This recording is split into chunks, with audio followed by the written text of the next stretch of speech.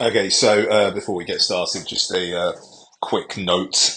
This episode's real late. We're doing Napoleon, as the title says, and we actually reviewed. We already did the show like a week late anyway, so we recorded last Monday. It's now Sunday. I've had an insane work week. Then was out with work people on Thursday night, so Friday off. I was incredibly hungover, and then we got COVID in the house. So it's been a pretty intense period of time. So apologies for the lateness, but we'll be back on more even keel next week. We've got what have we confirmed? Wonka, managed to see Wonka before anybody was symptomatic. So that was good. May, December, which I know I've watched, and Mark and Becky said they're going to, and the Netflix film Leave the World Behind. So, got a packed show next week. Maybe not as packed this week, but yeah. So, yeah, just apologies. No, this one's real late, but life. So, here you go.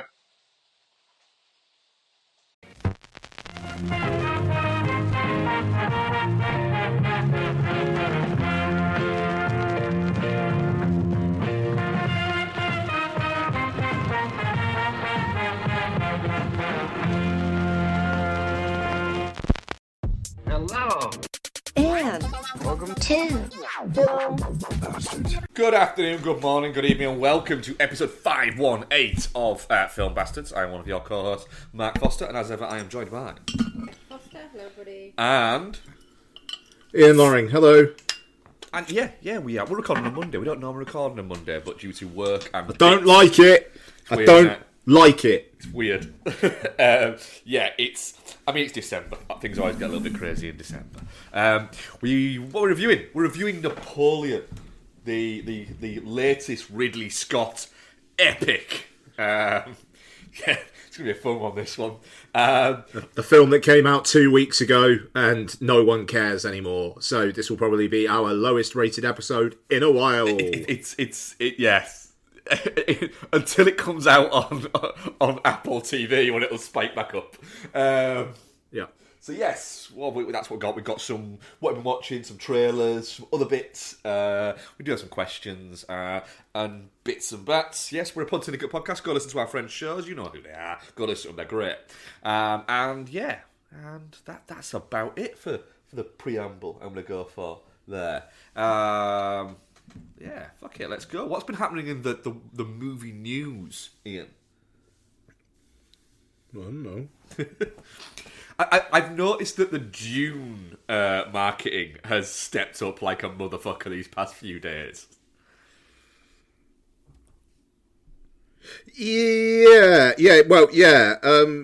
Florence Pugh got hit by something on stage at a thing over the weekend. Oh. Like somebody threw something at her. Which was fucking weird. Yeah. But yeah, beyond that, I don't know what else has been happening. I'm not sure. It's been a bit quiet, hasn't it? Because of the whole. I think everyone expected a lot to happen post strikes ending, and then it's kind of like, well, it's gone. It's fucking Christmas though, mates. So yeah, there's been a lot of that. I'm trying to think if there's anything that's stood out in movie news. Yeah, because it's been Thanksgiving. I mean, yeah, I don't know. Jonathan Majors' trial started, so let's see how that goes. Yeah, that's going to be interesting to see how that goes for the whole, him being the central villain of the MCU at the moment. Sorry, someone's at the door. I can still hear you. Yeah, no, and it's like it's a little bit like the MCU just can't catch a break right now. Yeah. So there's that going on, but yeah, it does seem like the usual. I think this probably usually happens around Christmas before we get like the ramp up for the award season. Films start bellowing out and start hitting everything and everywhere. The big one is obviously the Wonka premiere. I think is this week, isn't it? Oh, is it? Yeah, but I don't know. I still don't get that. Who's been crying out for another Wonka movie. Like, we've got two. One of them's good, one of them's shit. Why do we need another one? I think the idea is that that they're constantly, because there's a bit of a gap in the family entertainment film market that was left, for quite some time by the Harry Potter movies, that everyone thought, oh, the Fantastic Beasts movies will fill those, and then nobody cared. And so there needs to be something that can kind of be there. So if every other year we've got a Paddington and a Wonka, maybe they can have that for a little bit. Do you think it's because they're shit, or do you think it's because Harry Potter appealed to kids because it was kids? And obviously, what's his face? Oh, the one that looks like he's gonna cry all the time. No idea. That plays Newt in it. Oh, Eddie Redmayne. That's it. He's not a kid. So there's still magical shit happening, but I think the reason that kids liked Potter was because it was like, oh my god, they're just like me, but magical. I just think that it was you were trying to squeeze too much out of it. You had the big crescendo, a little bit like what's happened with the MCU. You had the big crescendo of the the culmination of the Harry Potter story. To then go, look what was going on over there as well. I don't give a shit. Yeah, fair. Is I think what's happened a little bit with that. It's going to be interesting to see how Wonka goes. The fact that it's a hidden musical is going to be interesting to see people's reactions. But it's apparently it's good. I've seen a couple of negative reviews, but it seems to have landed well. I'll be seeing it with an incredible hangover on Friday morning. So I'm looking forward to that. I think I'm supposed to be doing karaoke on Thursday night as well. I wonder if they've got any songs from Willy Wonka and the Chocolate Factory that I could perform. In tribute. Yeah, just do one of the Oompa Loompa songs. Don't want to get that idea in my head, so that's going to back away now. Do Cheer Up Charlie.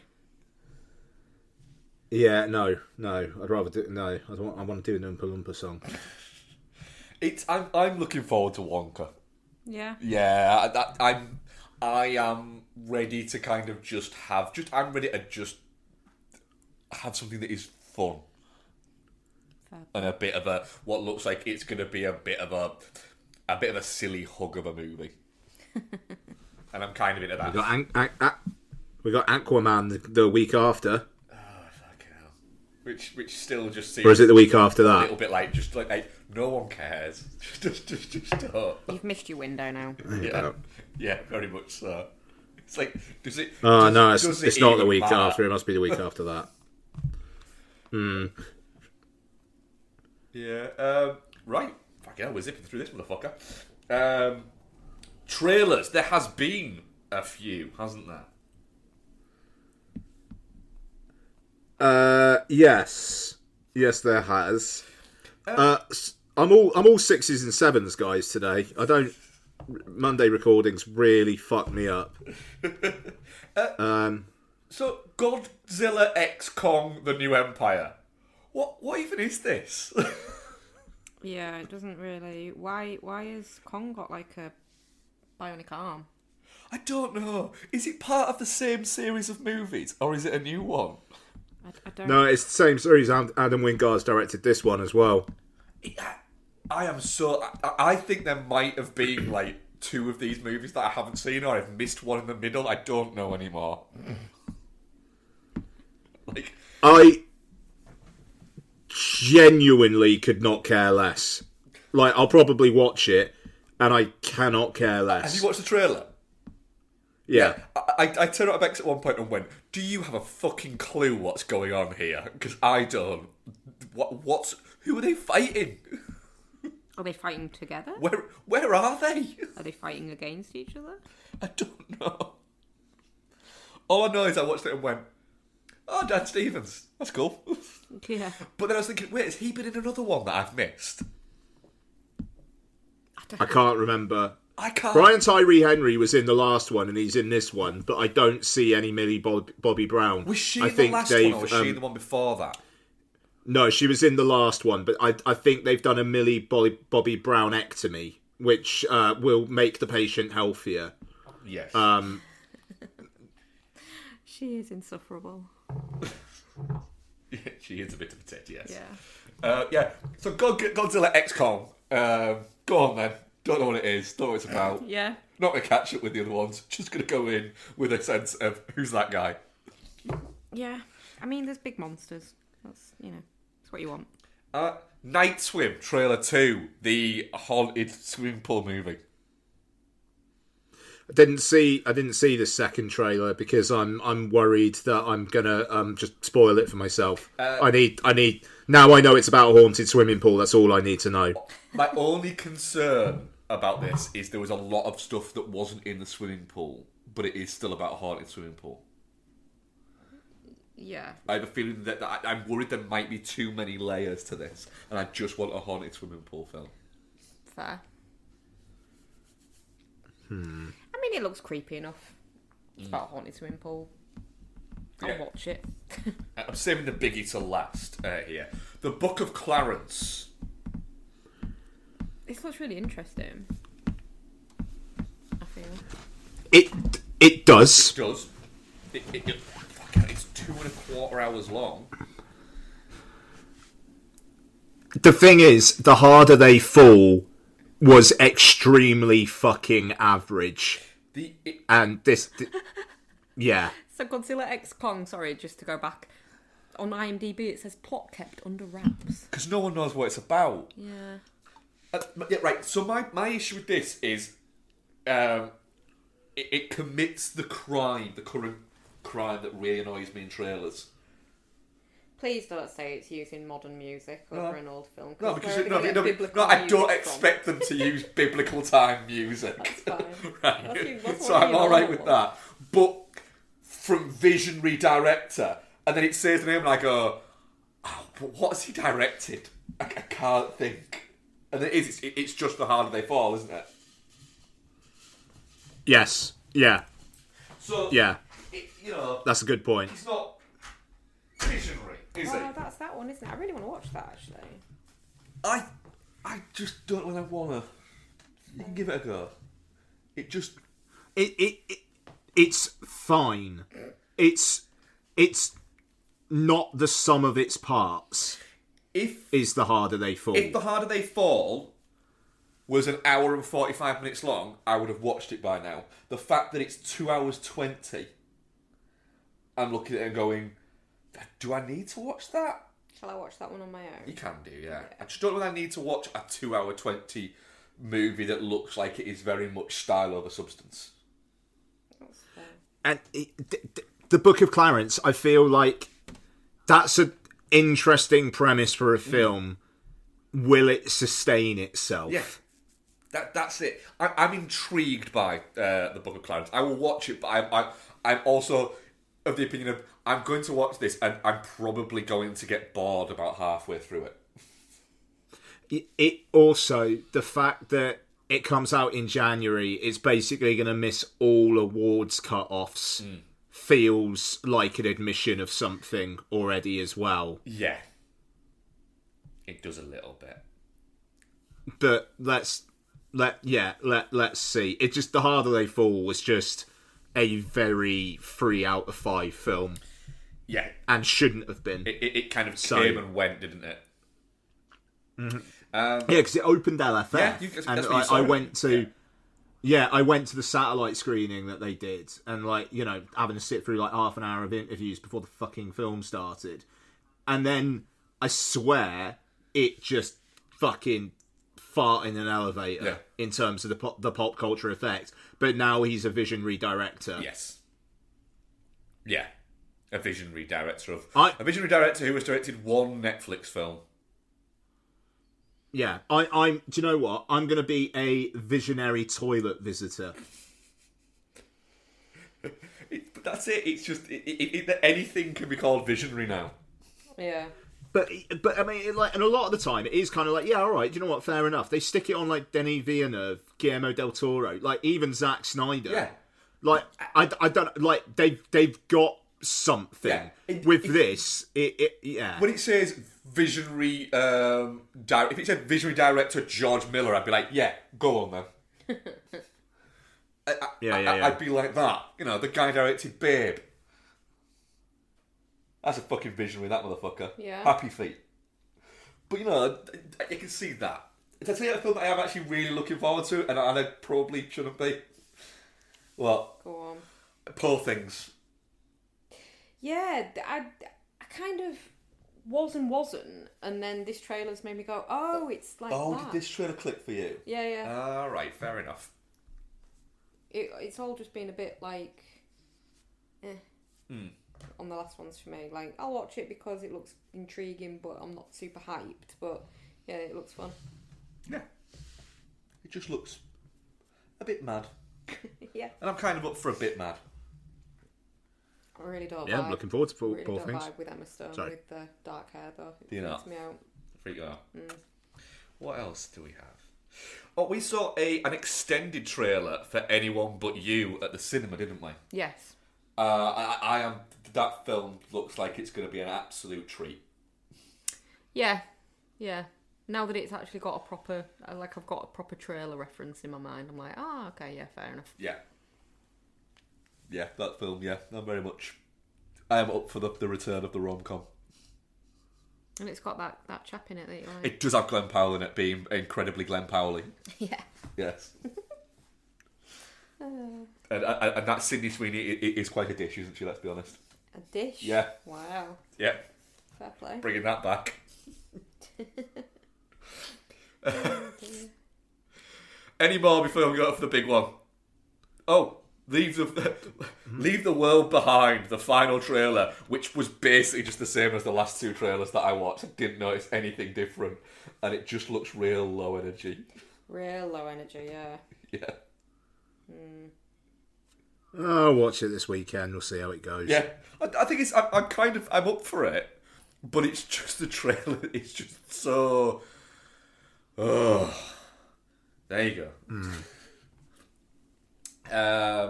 Right, Furiosa and Mad Max Saga. It looks great, this, doesn't it? What are you reckoning? Looks all right. I don't think it's a very good trailer, and I think it's also maybe a trailer that is designed to be in front of Wonka, and so it's not allowed to be as bonkers, too extra. Yeah. And I'm sure it's going to be great. This trailer did nothing for me, and apparently that's enough to get cancelled on Twitter at the moment. I think a lot of people have been quite critical of the trailer on Twitter actually at the moment. I think it's you're either one side or the other. There's no middle ground on it. Well, as there never is on Twitter. But yeah, I'm just up for a new Mad Max film. Yeah.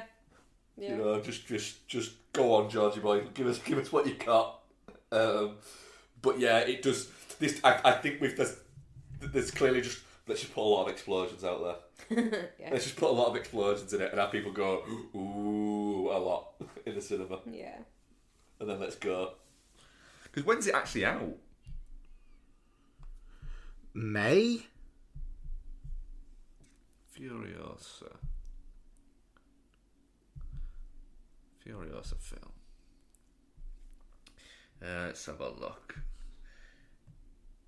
Yeah, May 24th. I shall be doing the review of that on the show while visiting Lake Garda. Looking forward to that. Nice. Yes. I just think it's bonkers the fact that the guy who directed that is 78 years old. You know, fucking just go on then. And it's what, 8 years after Fury Road? 9 years after Fury Road? 2014? Yeah. Yeah. Or 15? Yeah. God, it's getting on, isn't it? Mad Max content though, because it's just like It doesn't have to it doesn't have to fit. and it doesn't have to it's always just gonna work. When somebody asked him where does it fit in the timeline of Mad Max, do you know that? And he went, what timeline? I kind of like that.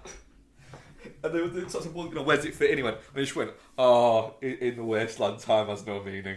It's just, he doesn't care. He's just had an idea and gone, fuck it. Yeah. Let's go. And I am very much looking forward to rewatching Fury Road. Yeah, actually, same. I think it's been too long since I watched that. Because every time I watch it, every time I get away from it and I go, yeah, it's very good. And then I watch it and go, this is just fucking great. Any more? Good. Nope. Right. Let's go then. So, I'm going to find out what IMDb says about Napoleon, because that could be quite fun. Napoleon. So, directed by Ridley Scott, starring Joaquin Phoenix, Vanessa Kirby, Tara Rahim, Rupert Everett, of course, is in there. Paul Reese, other people. There's other people in it as well. An epic that details the checkered rise and fall of French Emperor Napoleon Bonaparte and his relentless journey to power through the prism of his addictive, volatile relationship with his wife, Josephine. Kinda, I suppose, yeah.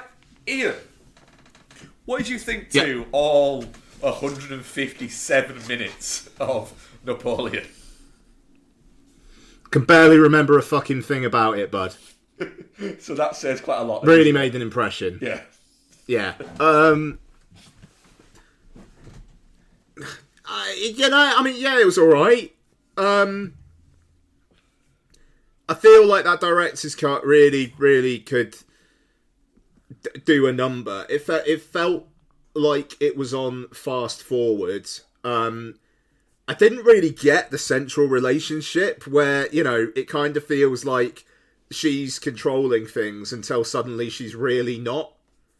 Battle scene's good, Ridley Scott can stage a battle scene, but yeah, I was just left afterwards going, yeah, and I wasn't expecting that. You know how much I was looking forward to it. I think the marketing for it's been fantastic. And it was fine. It was fine. I kind of feel like you need to reserve judgment for that 4-hour cut. There's also a part of me that's like, fuck me, 4 hours. Like, I'm not jonesing for it, despite the fact that I know it will be better. But yeah, like I say, guys, it's been over a week since I've seen it. I don't remember all that much about it at this point, so I'm hoping you guys saw it more recently. Becky, what did you think to Napoleon? Didn't care for it. Oh, okay. Yeah. It's just shit. It's just really shit. It's like some kind of Monty Python version of Napoleon.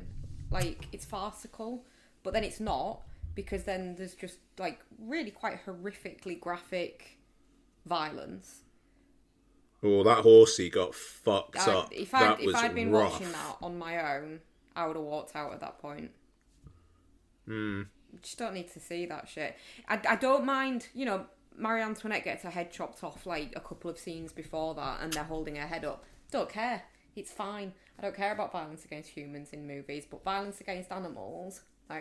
It does seem like that is like it's a thing, isn't it? That is out there that you can do whatever you want to a person in a movie, but like a horse, and people are like, whoa, if that had been a dog, the film wouldn't exist. Well, there's quite a lot of dogs in this movie, and like every time any one of them was near anything battle related, I was like, don't fuck up the dog, Ridley, because I will leave. I'll go sit in the car and wait for him. Wait, Ridley? You. I'm gonna say. So you've got like this farce, then you've got the violence, then you've got it trying to be serious at points and like tell a story, but then it descends back into farce. It's just all over the place. It's just fucking shit. The acting's shit in it. Joaquin Phoenix is awful in this movie. Just mumbling his way through shit. Just essentially playing Joaquin Phoenix dons a Napoleon Bonaparte costume. He's just awful. Napoleon himself, despite being like quite widely regarded as a fairly intelligent military leader, he's just portrayed as being a bumbling fucking fool. It's fucking stupid. I think you're forgetting he has a special move though. Oh, cannons. And I thought it was going to be crawling under a table making noises. oh god, the least sexy like love scenes I've ever seen. I don't think they were supposed to be committed to celluloid. What? No, but like when he's trying to be like seductive and stuff, and it's again, like, I don't think it's supposed to. I don't think. I know. I don't think you're supposed to have women there going, God, yeah. He's really sort of dropped off for me, Joaquin Phoenix. Anything he's done recently, and like seeing any interviews or red carpet shit with him, he just seems thoroughly unpleasant. He does seem pretty fucking insufferable, that's fair to say. So, what else? There's an element, I think, of just cutting on that a little bit with the whole, because he doesn't like the red carpet bits and stuff like that, and he's never liked any of that. But there is a point now where you kind of like, just don't then. Yeah. Just don't. Don't just go there and be a twat. Yeah, or accept it as part of the job. Right, that is the thing for me. All right, getting papped like wherever you go, it's and you're like, if you're with your kids and getting like, fine, absolutely no.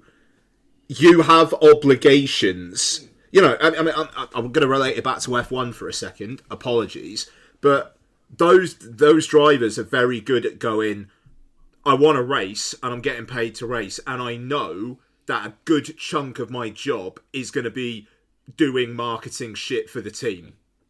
You know, and like they acknowledge that.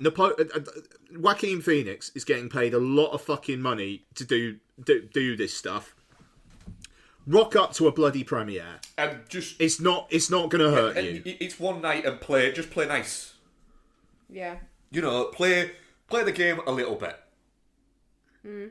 You know, it's a free night out in a nice hotel. Oh, but he'd rather be miserable at home with his miserable fucking wife, wouldn't he?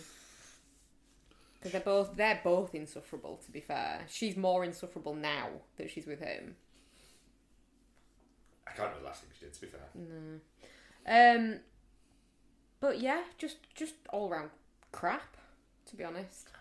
And long. And it fucking feels long as well. Mm-hmm. Like, that's fair. You don't like zip by because nothing really fucking happens. And saying like the battle scenes, I can kind of get where you're coming from with the battle scenes, Ian. But like by the end, it's just like, all right, okay, so they're all going to line up facing each other, and they're going to walk towards each other with bayonets out. Then there's going to be a bit of shooting, and then, oh my god, he's got cannons. Okay, cool. Did no one else think to bring a cannon? I mean, the Duke of Waterloo went, checkmate, Mr. Napoleon. We have them too. It's just so fucking pointless, this movie. The thing is, I begrudge the time that I spent watching this movie, and I will not be watching the 4-hour cut. Despite the fact that it may well be loads better. Might make some fucking sense, might tell some kind of story. But I don't care, because I'm not giving it any more of my time. The thing is, I am looking forward to the 4-hour cut because... Oh, you're an idiot. Because I think it's either... Because the 4-hour cut must make it pick a lane. Because I agree with what both you said, that it's just a little bit detached and all over the place. At points it does seem quite farcical, but I enjoy the farcical version of it. I would have enjoyed it more if it was all that. Yeah. I enjoyed the... Sorry. I enjoyed the more farcical side of it. I enjoyed the fact that when they were basically having to get a divorce because it was the best thing for France, the fact that she was just kind of laughing about it was quite amusing. But yeah, I gotta say, that's a hell of a way to take a paternity test. Yeah. It's just There was bits like that, like his mum basically setting up to see if he was infertile, and him going, "Can I have another drink, please?" The funny bits, like when it leaned into that kind of area, it was all right. It was quite fun, and then it'd get really self-serious again, or blow up a horse. Like It blew up a horse once. yeah, other stuff got blown. That I was horrible. I don't think I'll ever get over that. I will. I'm lying. It is. Oh, hello, babes. You alright? Oh, what? Yeah. Okay. All right. Sorry. It's a film made by a director who just knows. I don't care. I'm going to make this. If people like it, great. If they don't, never mind. What's that? Has Mummy seen that? Has Mummy seen that? She just Bloody Amazon! She just bought it. Amazon just delivered a Christmas present I bought for Donna, like, without any bloody packaging. Oh, did you see it? From the thing. Yeah, she opened the door. Oh no. That's not cool. No, it's not. Do you want an early Christmas present, Don? Sorry? Is it something you'd find useful? Yeah? Okay. Fuck's sake. What was it? It's a USB powered coffee mug warmer. Nice.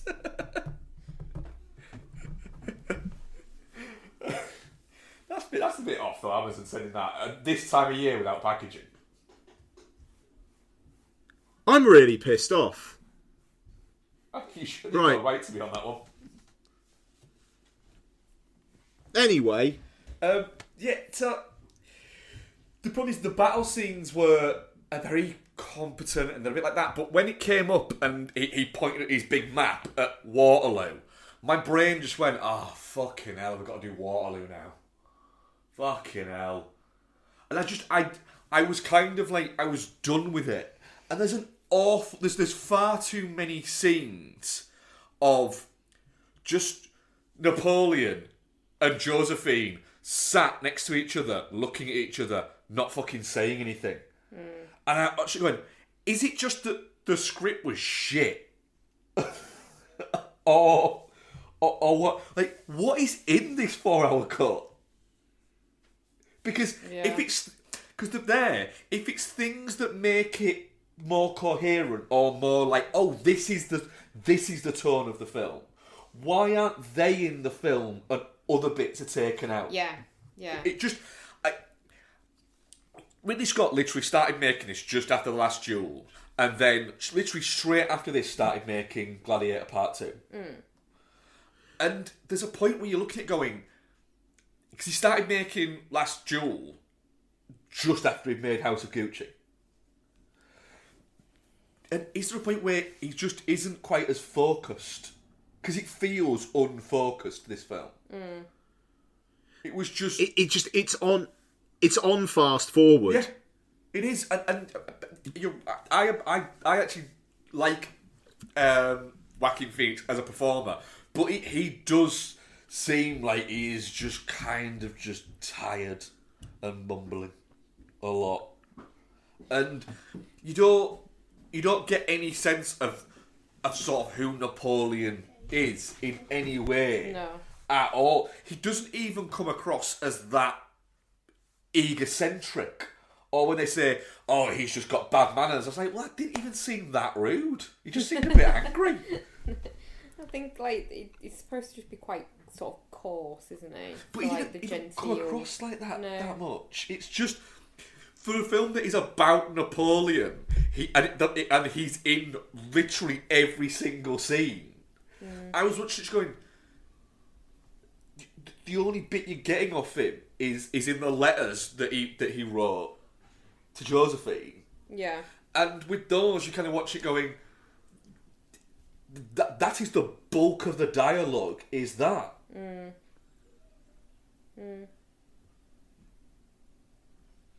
It just... If the whole thing is that, look, these guys were all fucking idiots. The only reason why we know who they are is because of they got to the positions they were in. Yeah. But that doesn't mean that they deserved to be there. They were just fucking idiots. That's fine, but the film doesn't even seem to want to do that. But it also doesn't want to seem to pay a single compliment to Napoleon either about anything, other than the fact that he knows where to put a cannon. Yeah. He's very good at that, though. He is, yeah. It's like there must have been more to it.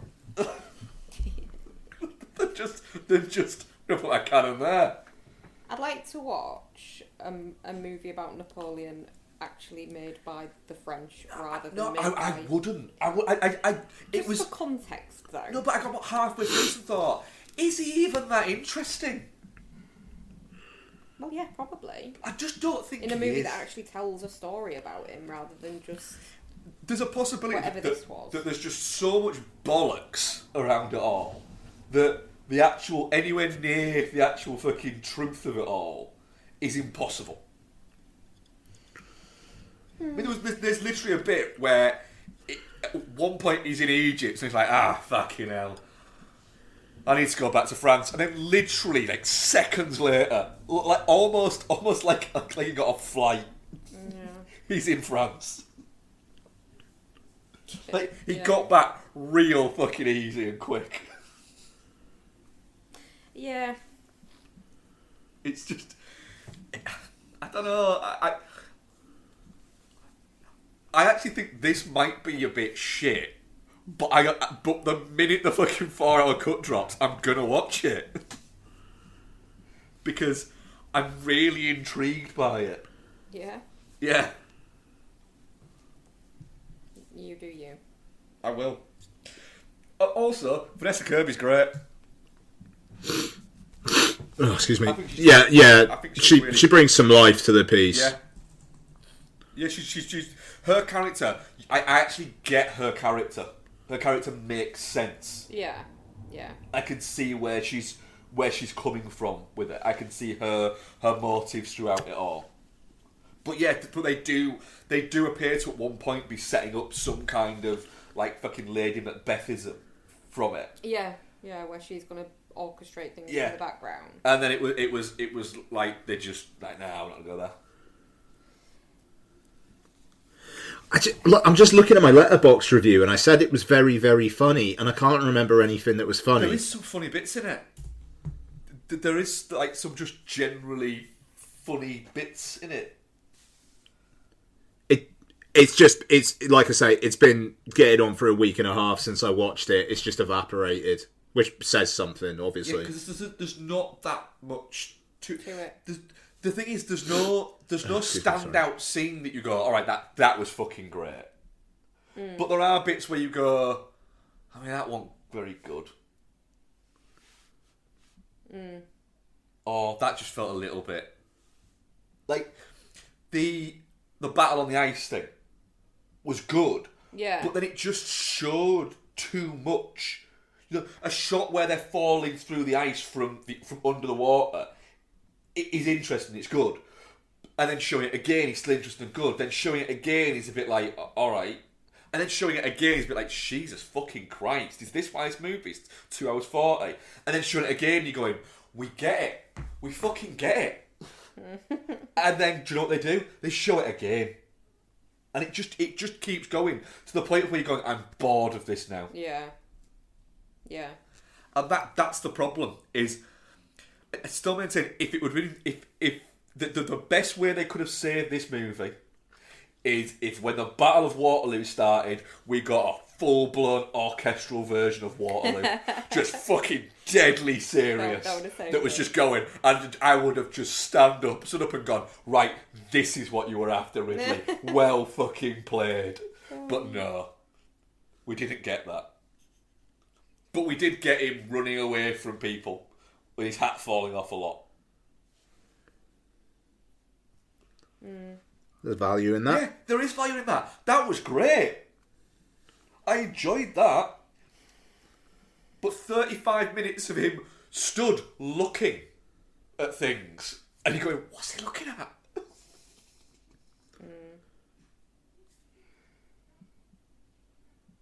Genuinely, I opened the 4 and a bit hour cut that there's like a 20-minute sequence of them putting up his palace tent. That'd be There great. probably will be. I hope there is. So where are we on it, guys? I hated it. It's shit. Hey, look, I definitely not shit for me. It's just a really unenthusiastic, definitely not shit. The thing is, it won't even be on my disappointments for the end of the year because it looked shit from the start. So at least I wasn't disappointed, but I am slightly surprised by how bad it is. I just thought it was going to be quite dry. I didn't think it was going to be like as muddled as it is. I'm touching cloth in the sense that I enjoyed it enough while I was watching it. It's way too long it's way too long to not be as interesting as it is. You want to watch the longer one? But like I say, day one I will watch the 4-hour cut on Apple TV. You're an idiot. Probably, yeah. Probably I'm an idiot. Our audience poll was... Let's have a little look. One second, open it. Once my phone starts working. Ooh. Definitely not shit 38%. Touching cloth 38%. And shit 23%. Yeah. Fair. Fair enough. Fair enough. That's very mixed. What have you been up to, Ian? Okay, so I'll do a bit, and then I'll hand over to you guys. Like, just because I feel like I've not got like a massive amount, but there's some stuff I'm probably going to go long-ish on. Nice. Okie dokie. So, what shall I do? So I rewatched A Star Is Born, and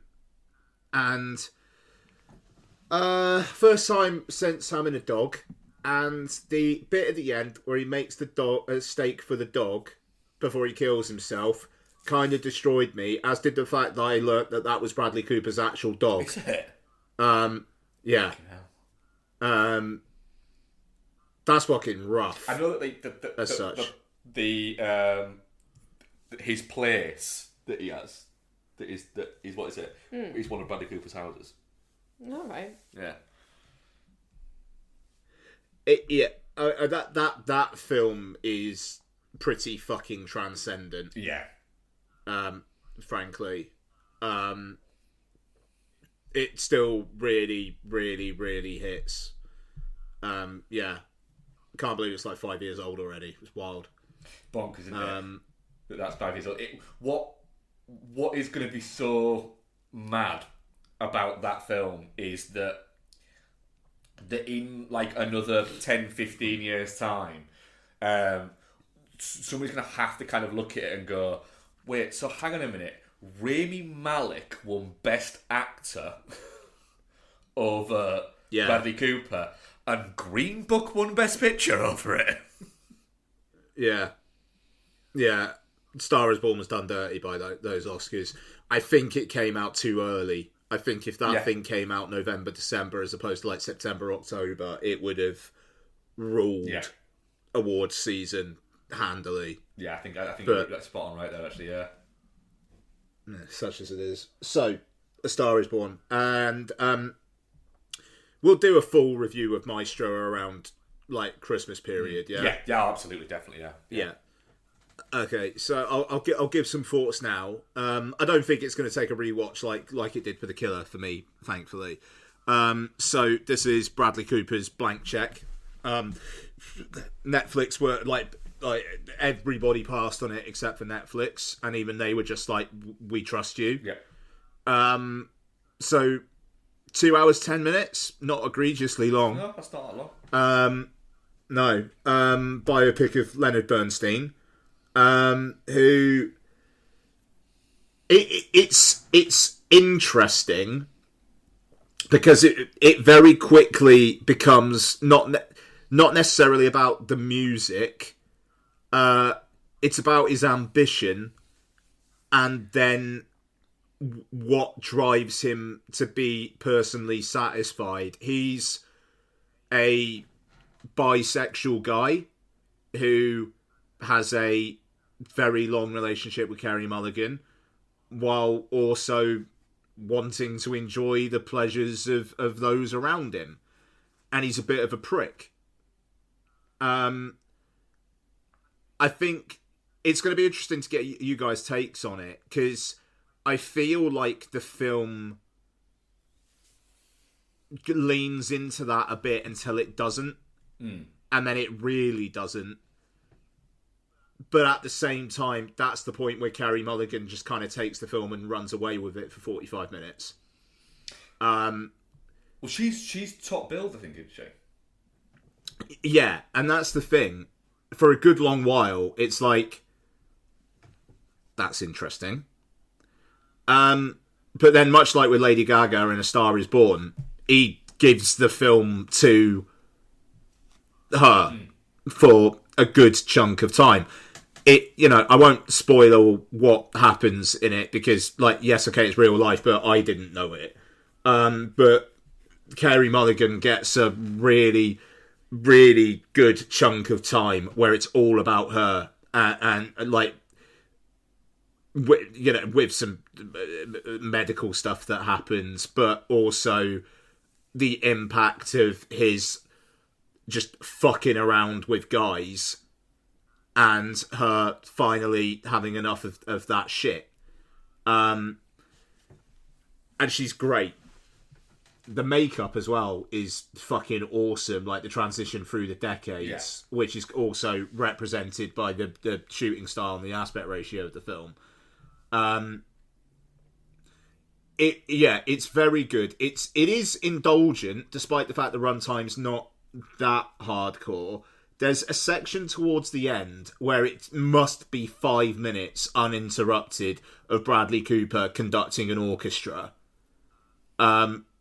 which is good to see, but it also comes at a point in the story where I felt like the narrative suddenly skipped a little bit, and it's like, oh, right, so this is happening, is it? Oh, okay, fine. And I could have done with a bit more of Mulligan and Cooper at that point. Yeah. It almost leans into the wrong bits. But it's interesting. I was listening to the Director's Cut podcast, and Cooper was talking with Todd Phillips about the film. It was good conversation. And Cooper's talking about how much he likes fun scene transitions. And there's some fucking worldies where it's like Cooper and Mulligan kind of in the first throes of love, like running places, and it's kind of like top down, and then they go through a door and suddenly they're in a completely different place, and just this like really cool, you're actually thinking about what the audience is seeing here. That's visually very stimulating. But then at times there'll be like these really long takes, like this conversation that Mulligan and Cooper have at one point where it's filmed like pretty fucking far away in their garden, and they just take up like the center of the screen and the rest of it's their garden. It's like, that's interesting. It's Cooper really planting his flag of like, yeah, I'm a director, I can do some interesting shit here. And the film's produced by Steven Spielberg and Martin Scorsese. Yeah. It's some real heavy hitter shit there, and he's made it his own. One thing I will say that what is a bit distracting, he decides to score it with all Leonard Bernstein music. All right. And I'm not like a massive follower of his work, but there's one bit where the kind of like the music in West Side Story's playing. Yeah. And it's just a bit like, okay, and again, he actually referenced it in the podcast and he explained the intent behind it. But in the moment, it's just like, that's a fucking weird choice. Like, for what you're seeing. So look, yeah, it didn't speak to me personally nearly as much as A Star Is Born did. but it's still a very, very, very good bit of work. And yeah, I might take another crack at it. I don't think it would get to like top 10 of the year territory for me, if I'm absolutely honest. I don't think so anyway, but I think the year overall has been weaker than last year. And I'm not seeing too much that's convincing me otherwise, and I feel like I've only got a few heavy hitters left. Yeah, I think, but it's I'm very with you good. there. I mean, we got like to halfway through the year last year, and we're going. There's some like pretty much locks. I would be surprised if you did that in my top 10 of the years already. It was a worldy year last year. That's the thing. And this year, and I really enjoyed it, but I'm pretty much convinced that that the Turtles movie is going to be in my top 10 of the year. Nice. I could see it. Yeah.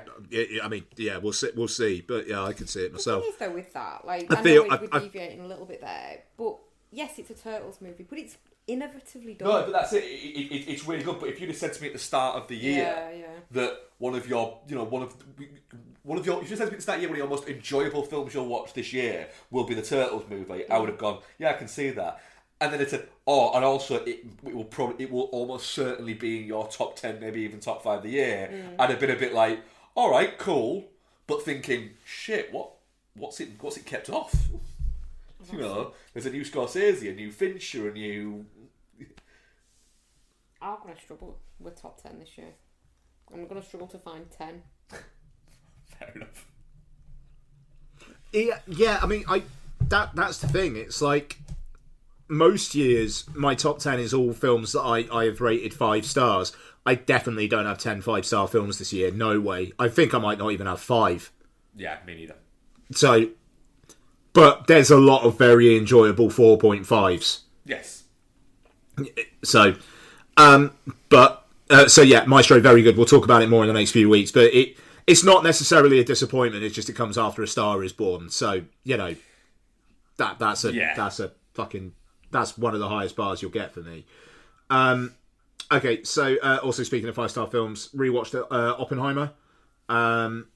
Oppenheimer, good. What can I say? We'll talk about it more in a few weeks' time. Yes. It is a very powerful film and a bit of a fucking miracle, and I'm very glad I was wrong. When I thought it wasn't going to do very well, I'm very, very glad it did. It's not my favourite Nolan, but it's probably his best film. I could probably. I think. I could probably see the argument for that. Yeah, it's not my favourite Nolan, but in terms of just an achievement, it's something. Yeah.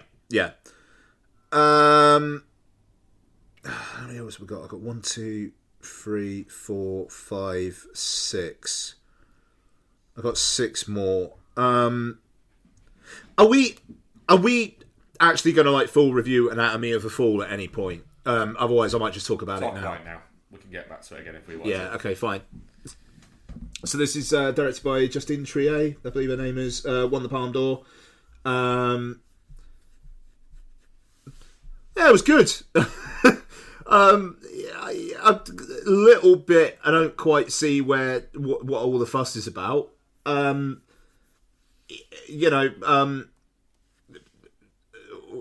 found dead, apparently fallen out of window. Wife suspected of doing it. Did she? For 2.5 hours. I mean, there's a lot. French court system seems kind of fucking nuts. That was interesting. There's a deeper meaning about what the truth means to you and how you accept things and how you interpret things, which is interesting. But yeah, it was all right, It's a courtroom drama. Sandra Hüller's very good in the lead role. there's twists and turns and whatnot, and you don't quite know what way it's all going to go. And that's the thing. It's just like, it's quite compelling in the way that a drama thriller is. But winning the Palme d'Or seems like a bit of a stretch to me. Excuse me. The fact that, thank you. France didn't nominate this for Best International Feature, but people are going like, oh, but it's going to get loads of Oscar nominations elsewhere. It does strike me as I'm surprised by that. It feels like one that's then going to turn out to not get any Oscar nominations at all, and people are going to kick off about it. And it's just like, I feel like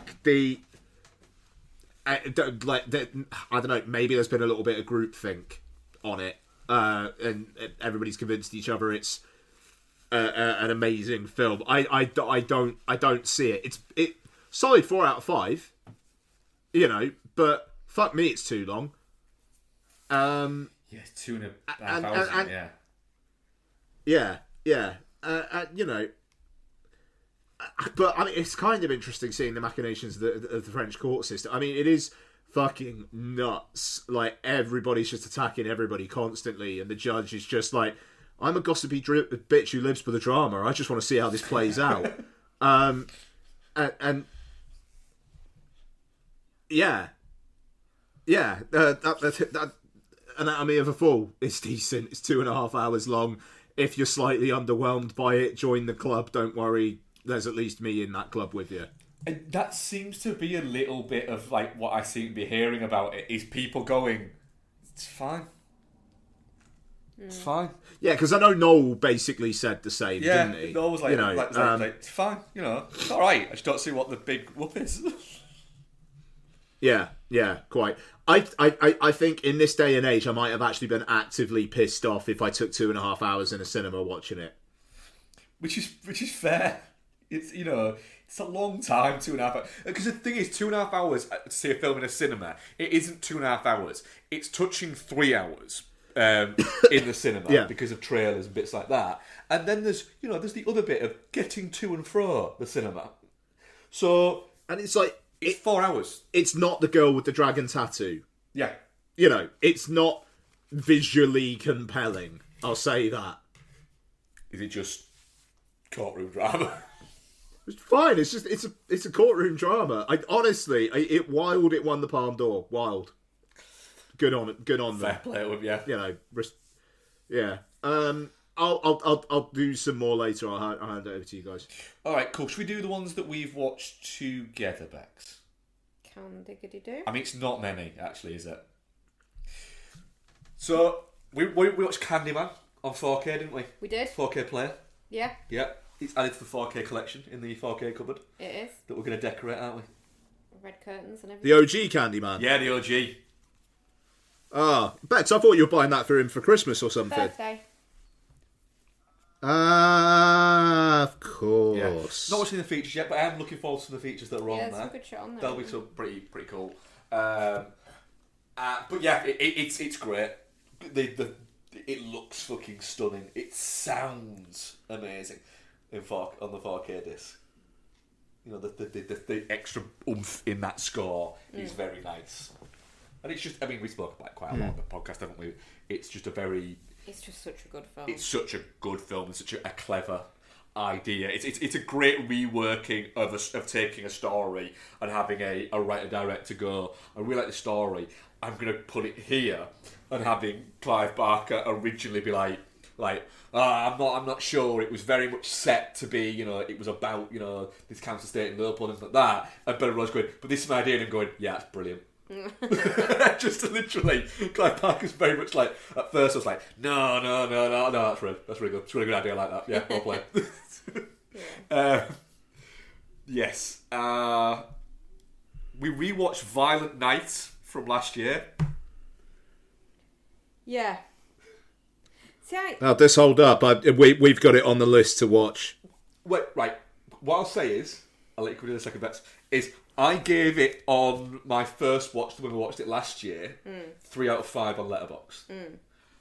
It bumped up to a 4 out of 5 on this rewatch. Well, that's what I was just about to say. I remember enjoying it well enough, but not being particularly impressed with it when we watched it last year. Yeah. And just really fucking enjoying it this year. Like, it's gone up. I very much enjoy the violence. The violence is just wonderful in its OTT-ness. Yeah.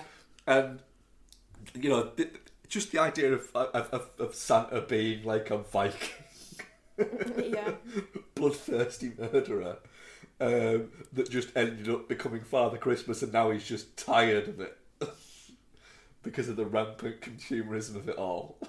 Do you know, relatable. And him also just starting to really enjoy the killing. You know, it's just... It's a real treat. It is hyper-violence. But just to the point of just outright silliness. But it's his reactions to it that are really good. Yeah. Like, some of his reactions to, like, he's doing these things and he's kind of going, oh, wow, maybe that was too much. I like the way as well, like, and it's a real minor thing, but I like the way that they've got, like, worked in his ho-ho-hoing, like... Because, like, it sounds hokey, doesn't it, when Santa's ho-ho-ho in movies, but they've just turned it into, like, his laugh is kind of like that, so he ho-ho-ho's a lot, and I just think that's a really nice little touch. It's the fact that he does that at one point, and somebody turns around and goes, really? Yeah. Yeah, you're going to have I would say, Ian, you'll have a good time with it. It's a good hold-up. Yeah, Solid. I do like as well the way that they've addressed the fact that past a certain age people don't believe in Santa. They've addressed the fact that kids kind of know that their parents bring the presents as like, yeah, but some parents don't, and I'm here for the kids that need me. Yeah. And it's like, it's quite nice that, cause like watching this, I mean, you wouldn't really be watching it with your kids because it's so violent, but like if you were, they could go, oh, okay, Yeah. fair. Or even as an adult you could go, maybe there is a Santa. And like... They sell the idea for it quite well, yeah. Yeah. It is now firmly in yearly rotation, this one. Yeah, definitely. There. Nice. And we won't go too spoilery on this one, because it is a new film. Yes. But we watched, I believe it's a Shudder original. It's a Wonderful Knife. How's this? Yeah, I'm looking forward to your thoughts on this. Right. So again, won't go too much into it, but it is a horror movie version of A Wonderful Life. So it ain't be that hard to work out what happens. But it's set in a place called Angel Falls, and this is not spoilery because this is in the trailer and it literally happens in the first 10 minutes of the film. But the mayor, played by Justin Long, it turns out is the killer, but he gets killed, doesn't he? By the lead character, Winnie. And then we get flash forward a year on, and she's kind of still traumatised by the whole event, isn't she? Yeah. But the rest of the town has just very much moved on. Yeah. So she does the whole, do you know what? I wish I'd just never been born. And then what would you have it? Aurora Borealis makes it so that she was never born. Fucking Northern Lights. And you get the whole fucking It's a Wonderful Life element of it. But the killer is just rampant. Yeah. In the town. Yeah. And everyone's on crack. Every couple of weeks he murders somebody else. Yeah. I like that it references It's a Wonderful Life as well. Like, Oh, yeah. it's like, oh my god, you're my Clarence. Yeah. So it very much knows what it's doing. Yeah. It's like under 90 minutes long. Yeah. It's very silly. But it's a good amount of fun. It goes proper bonkers at the end though, doesn't it? Oh, it goes batshit at the end, yeah. It isn't afraid to just go a little bit, oh, alright. Yeah. Yeah, again, not to go too much into it, but there's a bit where you get to it and you go, wait a minute, have I missed 10 minutes? What's going on? My only small complaint about it is that the main character is not terribly likable. No, it suffers the modern horror trope of the lead character, the final girl, being just a dickhead. She's not fun to spend time with. No, she's not. But everything that's happening around her kind of is. Yeah, really, really enjoyed it. That'll go into rotation as well. Yeah, probably. Yeah, it's a. We tend to get a couple of Christmas horror movies every year, and the majority of them are crap. Yeah. It's a good amount of fun, and let's say it's 90 minutes, so it gets in and gets its shit done. Nice. So yes, don't get me wrong, it is a very 7 out of 10 movie, but for like a fucking Tuesday night chill out over Christmas, or you're a little bit kind of like. The thing is, there's only so many Christmas movies that are like worldies. Yeah. You've got to, if you're gonna do A bit of a filler. 30 Days of Christmas kind of vibe, you've got to have some filler. Oh yeah, and this is very much that. What have you got, Bex? Do a bit of yours. Oh shit, hang on. So sorry, I was trying to see what we watched last December. So We also watched Planes, Trains and Automobiles, didn't we? Because it was Thanksgiving. Is that after we podcast? Yeah, last after year? podcast. Yes, we did. We don't really need to say much. No, we don't need to say it's just a banger. Yeah. Okay, so I rewatched Barbie.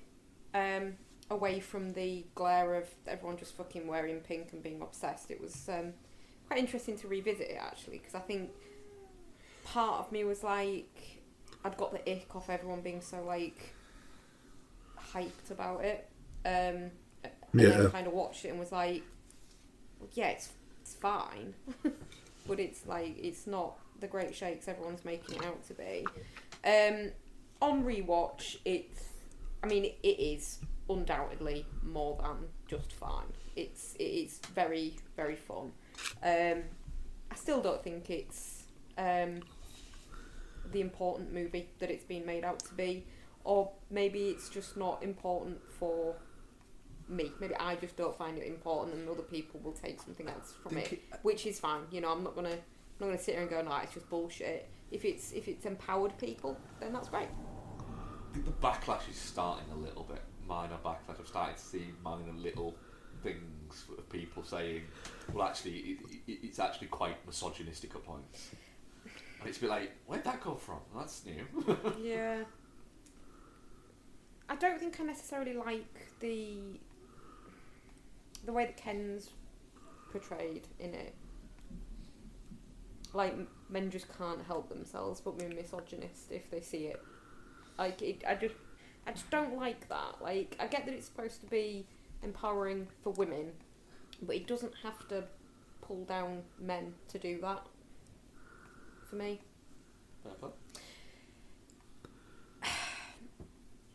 I'm not gonna lie, like, what's his name? Alan is the best fucking thing about this movie for me. I find Alan just amazing in it.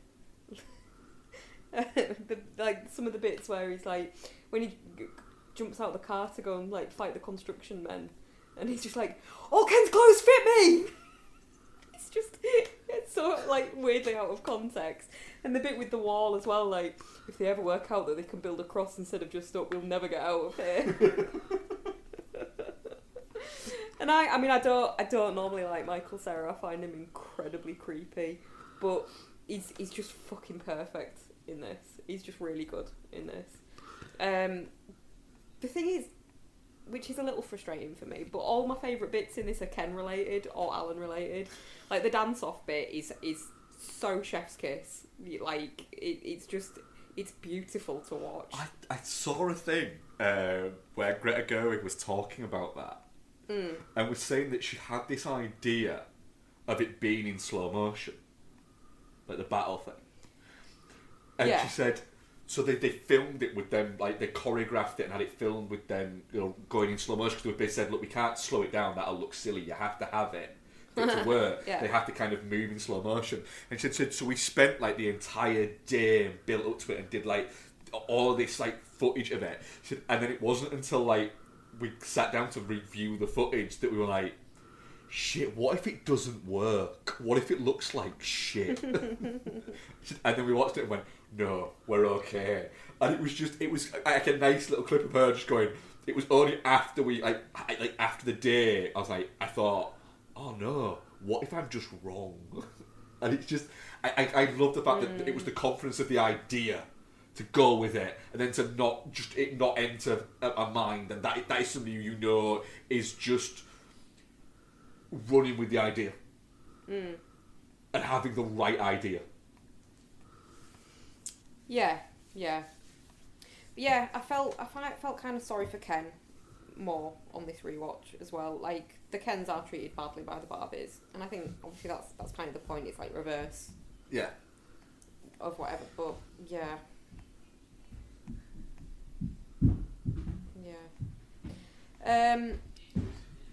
Sorry, I was trying to think if there was anything else I needed to say about it. What's her name is really good in it, actually. They're at a superstore. America Ferrera. Yeah. Is she? Yeah.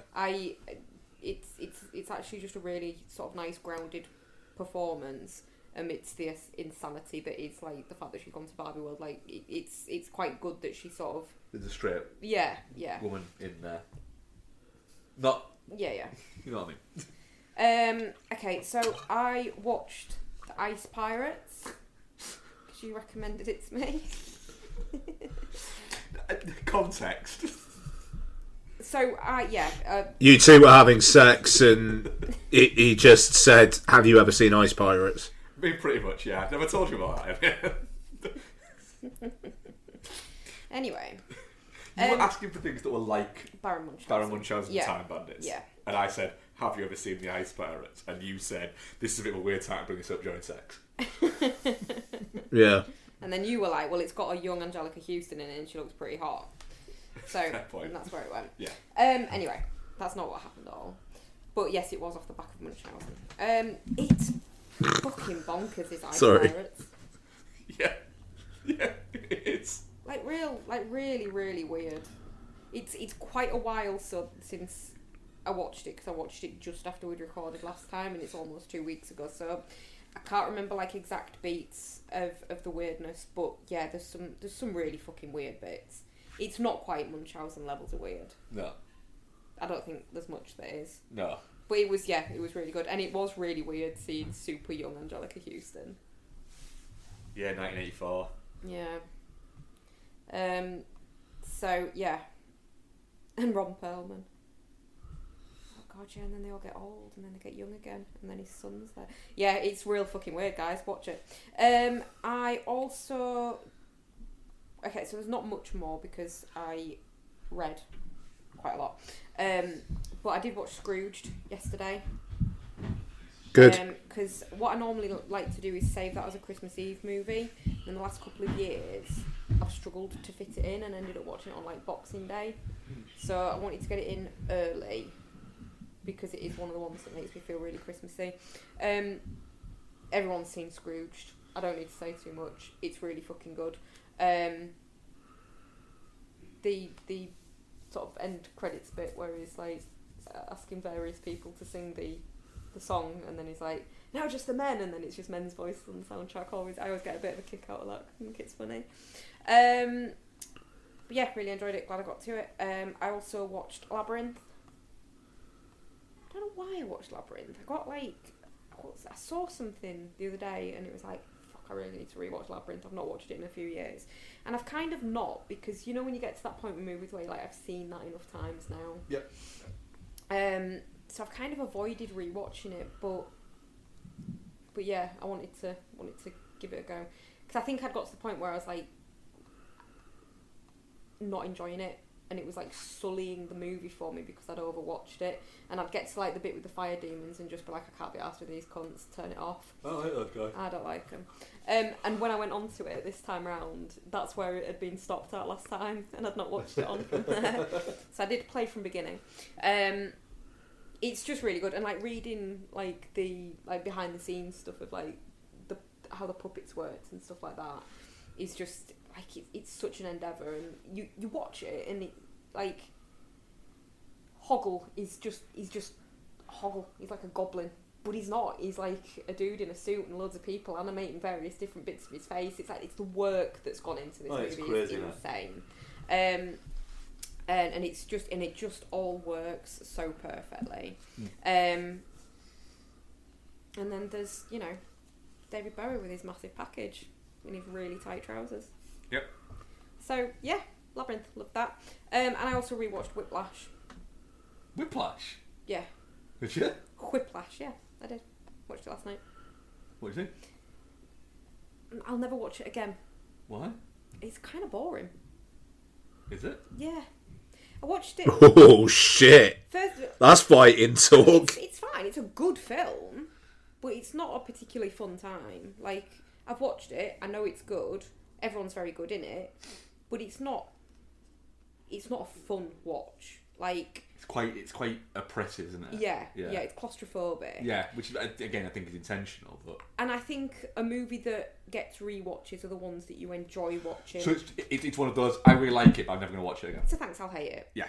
But I don't hate it. That's wrong. But like it's, yeah, you're kind of watching it going, this is horrible, and I want it to be over. And stop drumming. This solo is long enough now. Stop it. But it's very good. But I won't watch it again.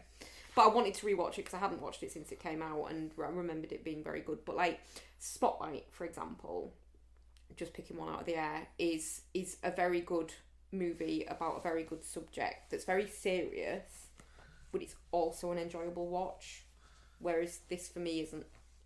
Fair. That's it. That's me. Just one thing, just very quickly before we move on. So I said last week about listening to audiobooks. Yes. And I've been doing the Dark Tower series, and I got to my favourite of the Dark Tower books probably my favourite of the Dark Tower books, which is the third one.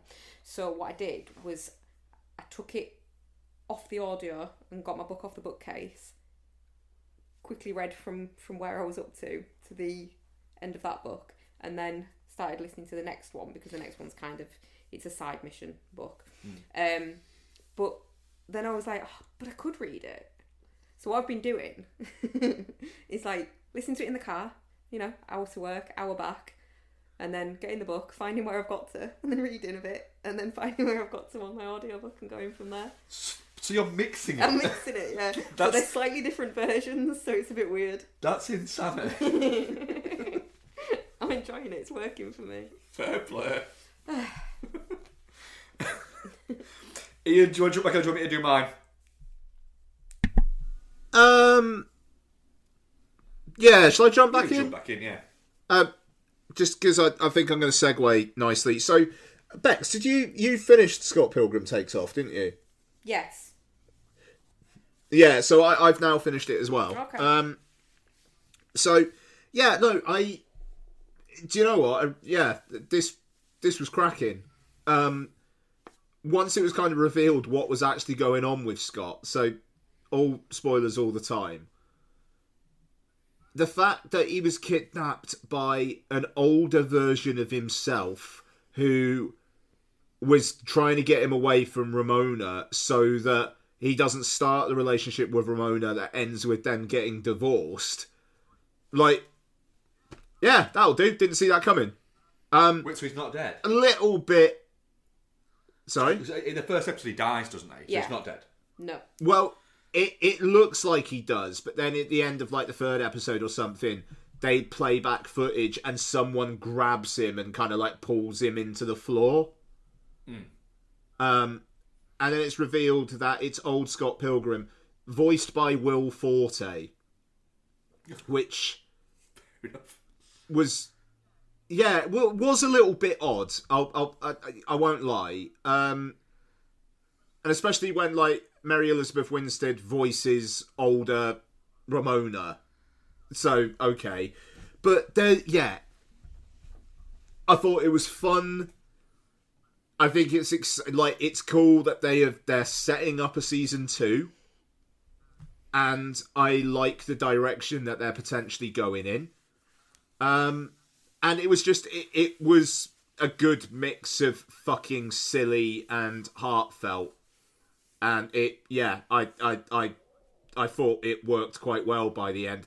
I was kind of slightly dipping until the reveal of what was actually happening, and it kind of got me back in the room again, and then it ended strong. So yeah, well done, Scott Pilgrim Takes Off, and I think they've got a series there. It feels like it did well enough in terms of like pop culture reaction and whatnot. And I can't imagine it cost that much to do it. And also now that they've got like having all the original cast back out the way, it kind of feels like maybe they don't have to pull that trick again next time to get people interested. It feels like it's forged its own identity. So yeah, really, really pleased with it. So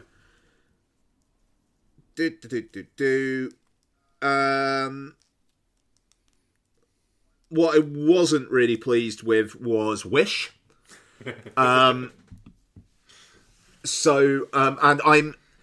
there's going to be a lot of crotchety Ian now. So if you're triggered by that, for quite a lot of what I talk about over the next 20 minutes or so, I'll try and keep it shorter than that. So just, yeah, strap in. So Wish, a soulless attempt to actually prove that all Disney films are somehow connected in a single universe. Maybe not all Disney films, but Walt Disney Studio Motion Picture ones. Yeah, something like that. Kind of wanted to die inside. A film that feels like it was made purely for YouTube speculation videos and clickbait articles instead of any real art. Its message is trust in other people. Cool. Could not tell you what the lead character's name was. Songs was shit. The animation style is kind of interesting in that it seems to be going for a Sleeping Beauty kind of thing, where like it's almost like the backgrounds and the background characters and whatnot are watercolor, but it doesn't have the artistry of that in Sleeping Beauty, so it just looks cheap. Chris Pine's vocal performance, alright. Ariana DeBose, good set of pipes. Obviously, you know, Chris Pine does as well. Didn't work for me. Lottie loved it. Donna had a good time. I'm a farty old man who needs to just crawl under his duvet and shuffle off this mortal coil. Noel enjoyed it as well. So, I think it signals the start of the end of something. There you go. I don't think it's going to have enough impact to signal the end of anything. I am comforted by the fact that it's performing quite badly. Yeah. Do you know why? Because everybody thinks that it is an advert, essentially, for Disney Plus. But the thing is, it'll go on Disney Plus around Christmas, and it'll be fucking huge. I have a feeling that this will end up being on Disney Plus Christmas Day. Wouldn't be surprised, and it'll be huge, you know. And it's not, it's not made for me. It's made for kids my daughter's age, and she enjoyed it, and that's cool. It speaks to a wider point in me that what I think what other people go to films for is not what I have gone to films for the last, 30, 35, well, no, I mean, like, what I've been going to films for maybe, like, 20 years.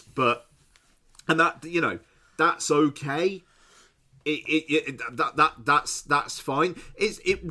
Oddly, it reminds me of when we talked about Skinamarink earlier in the year. And I was just like, look, I didn't find it scary.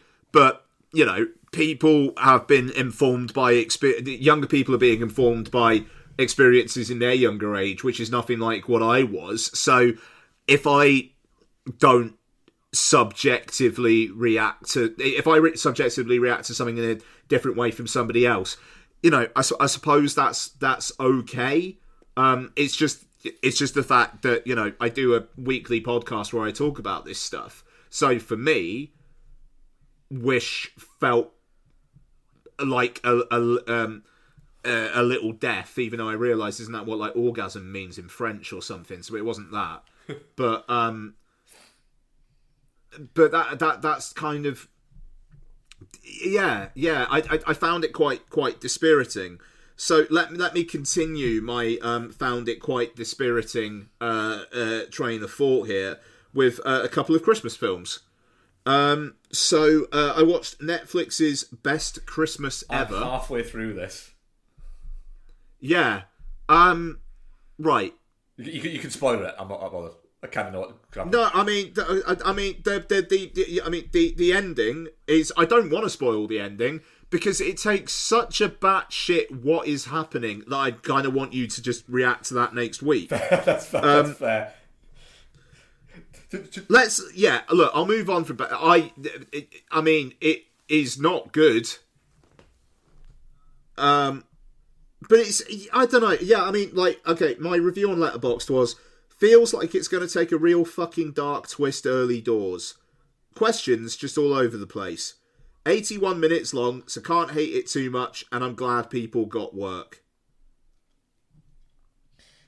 There you go. 1.5 out of 5. It's a strange one. We'll talk more about... Sorry? It's a strange one. I am both enjoying bits of it and hating bits of it. It's the thing. I mean, like, so far you've seen like Heather Graham being suspicious about an old like college girlfriend of her husband's, who is she is kind of convinced her life is not as good as it actually seems to be. Have you seen the bit where Heather Graham is talking to Brandy's husband? And she's looking at him like, oh, and it's kind of doing that like slow motion-y, he's looking sexy thing. Yeah. And then he looks at her and it's doing that as well. Have you seen that bit?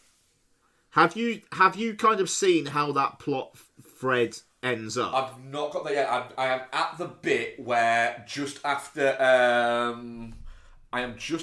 Brandy Norwood has sang to everybody. And Heather Graham has pretended that she needs to go and buy a present for Jason Biggs, but really she's gone back to the house to try and find that letter. Right, okay. I feel like that's... so Heather Graham and Brandy's husband have a conversation about finding each other attractive. Have you seen that bit yet? Yeah. And he's like, no. I mean, you find me attractive, don't you? And she's like, well, you know, yeah. And it's like, do you find me? And he's like, no. It's like, fucking hell. Mark, that's the end of the plot. Is it?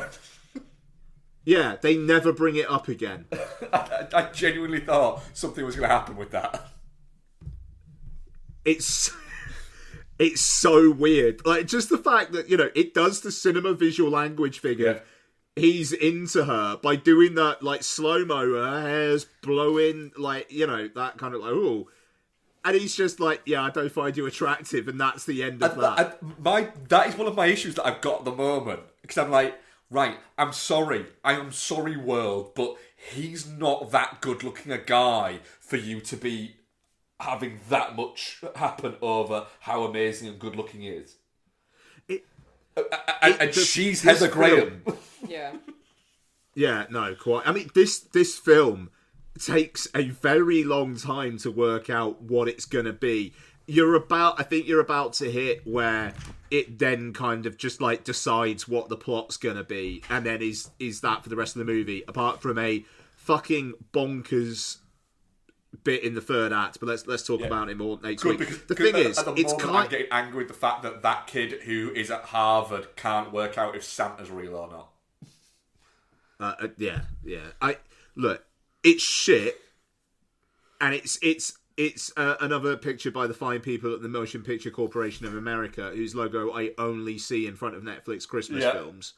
You know, but like I say, it's very short. I can't necessarily hate it for that. And it's not like it's doing anything particularly hateful. No. Which brings me to Amazon's Candy Cane Lane. Oh, here we go. Right. So, my Letterboxd review of this was, fuck right off. So, this is directed by Reginald Hudlin. It was the name I didn't know. Directed House Party and Boomerang and The Ladies' Man. And also directed in 2017 Marshall, the biopic about Thurgood Marshall, starring Chadwick Boseman and Josh Gad. Right? So, this film, Eddie Murphy plays a kind of like middle manager guy who is let go. He's made redundant. And he lives on Candy Cane Lane, where everybody puts up great big Christmas decorations. And his TV crew are coming, having a contest, and he's just like, right, I'm going to put my all into having the best decorations. And he and his daughter happen upon a mysterious shop under like a motorway intersection in LA, by the looks of it. And there, he buys some Christmas decorations from Gillian Bell, and she's a bit shifty. And he signs the receipt, and it's like, oh, something's going to happen here. And then it turns out that he's bought these Christmas decoration ornaments that basically come to life. And if he doesn't find the 5 gold rings of the 12 Days of Christmas rhyme within like 2 days or something, he's going to be turned into a Christmas ornament. Or like a little Christmas ornament person in a model town thing. Where you've also got the guy who played Hunter the Hungry, or whatever his name was, with Popstar Never Stop, Never Stopping, and Nick Offerman playing a jolly British man who's been trapped as a Christmas figurine for 200 years. Now, there is a sense of the unhinged about the film in moments, which is somewhat interesting. But this film is very slickly made, and it has no soul. There's a bit early on where Eddie Murphy and his daughter are looking for Christmas decorations, and it's an ad for Costco, and then an ad for Walmart, and then an ad for Target. It is not backwards in coming forwards at all about its product placement, and I honestly thought if you pressed pause, it was just going to give you links to how to buy those products on Amazon. Like Eddie Murphy, basically, there is a scene early on where you would swear they just woke him up in his trailer 20 seconds before they said action. He is mumbling his lines for no reason. It is over 2 hours long. There are so many subplots in this film. And Tracy Ellis Ross looks like a sweet potato who's had a face drawn on her face quite badly. She's had some work done, and it was very shoddy workmanship. And I know that's not a nice thing to say, but it was distracting for the whole fucking film. Is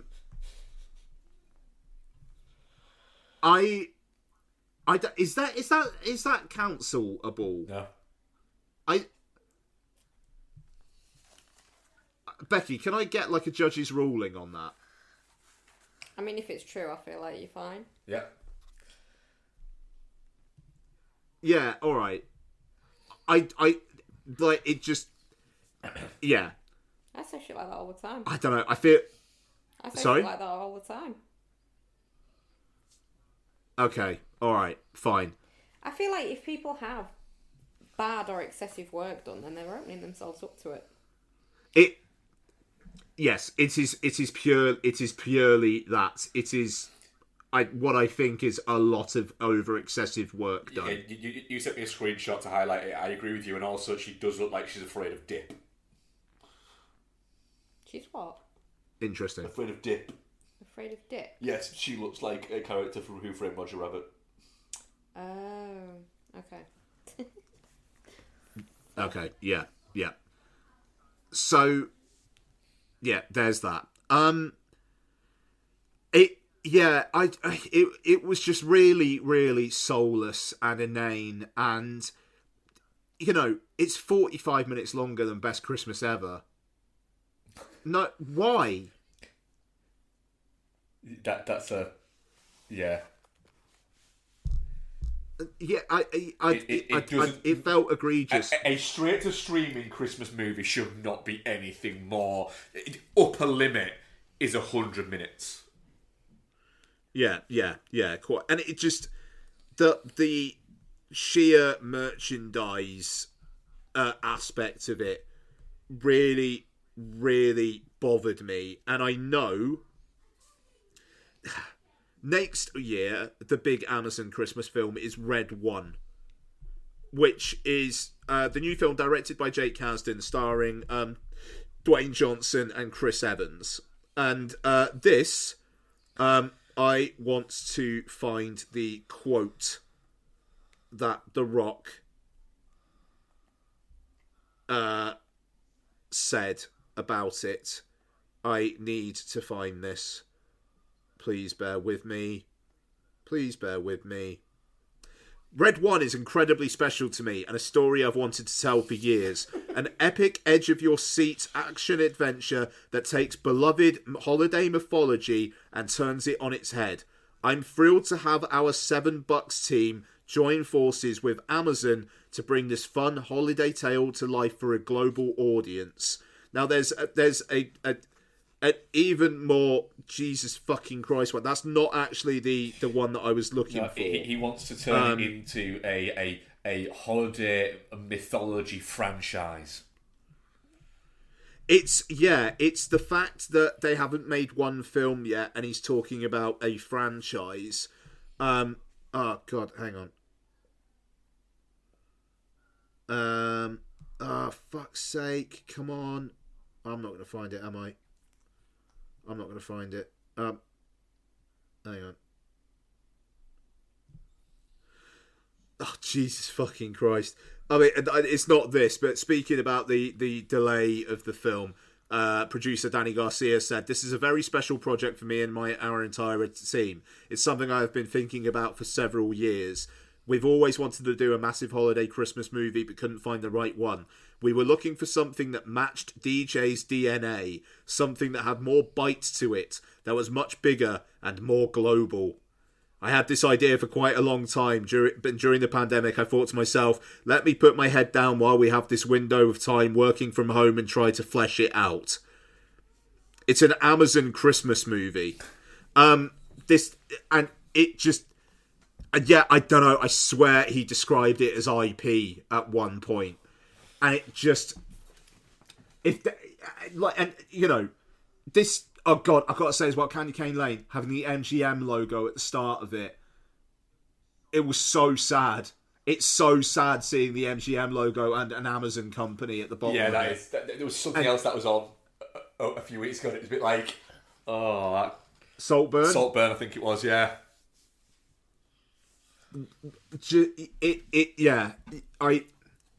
But, hey, it's the world changes and the things that you love, some of them wither and die. So there you go. That is cinema, and that is Candy Cane Lane. But I also watched Apple TV's Spirited again. And, that all up. I mean, there's a lot of Apple product placement in it, but at least that's all there is. As far as I can remember. Hey, look, I think this is fun. I like Will Ferrell and Ryan Reynolds together. Good Afternoon is a very funny sequence. I like that there's some Scrooged energy to Spirited, which I quite appreciate. And this one feels like it's in the rotation for Donna and I. To be honest, at this point. I haven't seen this. Is it worth? Yeah, Well, we're going to watch it this year. Yeah. Oh, wait. I watched it last year. I don't think you did you? No. I think it's funny, you know. And Will Ferrell is actually quite charming in it. He's quite sweet. Ryan Reynolds is kind of doing his thing, but he's got good people up against him. And I also like the fact that slight spoiler alert, Becky. Just a slight spoiler alert. Okay. The ghost of Christmas Past comes to him, and he just fucks her. Yeah. Yeah, that is quite amusing. That it's like a plot good. point as well, isn't it? That she thinks he's hot. Yeah. But yeah, that's good. That's good. Like, I don't know. It's got that slightly kind of biting energy, while also, you know, trying to be feel good. And so I think it's all right. Actually, I'll defend Spirited. So there you go. And then lastly for me, in my whirlwind cavalcade of Ian's and fucking crotchety old man, Past Lives, widely regarded as one of the best films of the year. Probably going to get a best screenplay nomination at the Oscars, if not a win. Could well get a best picture. It's A24, and it's absolutely fine. It's just fine. It's fine. You got these South Korean kids. Kind of seems like they're into each other, but they're kind of too young to admit anything to each other. The girl and her family emigrate. A decade later, she finds out that he's been trying to reach her on Facebook because it's like 2010s, early 2010s. They talk to each other. Then it turns out that they're not actually going to be able to see each other for a long time, just due to life. So she kind of breaks it off. She gets with someone else, and like another 10 years down the line, he comes back into her life, and the whole film is, as I wrote on Letterboxd, edging the movie. It is purely. The thing is, I know people personally who I very much respect who really, really like Past Lives. But all I could think about on finishing it was the people who really like this film very much need to try having sex. I don't know. It just, all it was this lot gonna fuck or not. Like, that's all the film is. It's like, is something gonna happen here? Who's gonna shag who? How many people will shag? And there's, there's Past Lives. How many of these people will shag? Yeah, I mean, yeah, I don't know. It's they're kind of talking about their lives, and, you know, there's all this kind of like, there's as much unsaid as there is said, and, you know, it's well acted, it's well performed, it looks good, it looks really nice actually, and by the end of it, it's like, it's got this ending which, like, people apparently find devastating, and all I could think was, that one person is very, very chill. That's what I took away from it. And I won't say which person, but that person is very chill. Yeah, it's fine. Like, yeah. I'll leave it there. I don't want to offend anyone because it seems like it's really, really loved. You know, it's all right. I'm not going to say it's shit. It's obviously not shit. But my word, I don't know, man. It just, yeah, all right. It kind of has the feel of a film from the 70s where people walk around and talk, and it's got unrequited feelings. Cool, 5-star banger because we're in a drought. Like, that's the thing. It feels like these films aren't made anymore, so a so-so version of it is now a 5-star film in 2023. Yeah. Where's an element of just, watch another film. I don't know. I'd be intrigued. I'd be intrigued if you guys ever got around to it. I think I will actually on this one. I feel like it's not your speed in the slightest, Mark. Yeah. Which kind of makes me now go, I probably should watch this then. But yeah, hey, just go with God. Like the things you like. Ignore me. But again, it's like one of these things where it's like if you feel like you're on an island, maybe watching Past Lives and going, it was all right, it wasn't anything special. Know that you're not alone. And that's me. Right, I've got a few to go through. So I watched a film that is a 2022 movie. It's a remake of a 1976 Soviet film called The Irony of Fate.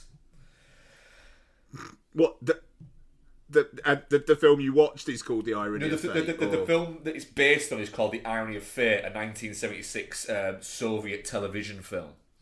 The film I watched is called About Fate and stars Thomas Mann and Emma Roberts.